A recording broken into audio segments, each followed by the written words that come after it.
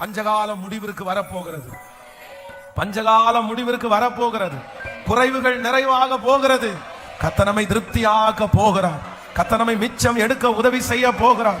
நம்முடைய வருமான குறைவுகள் முழுவதும் மாறி போக போகிறது. வறுமை வறட்சிகள் முழுவதுமாக மாற போகிறது. கர்த்தர் தமது நல்ல பொக்கிஷசாலியாகிய வானத்தை ஆண்டவர் நமக்காக திறக்க போகிறார்.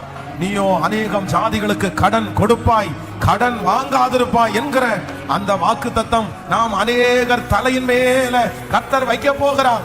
நீ வலதுபுறத்திலும் இடதுபுறத்திலும் இடம் கொண்டு பெருகுவாய் என்கிற வாக்குத்தத்தம் நிறைவேற போகிறது.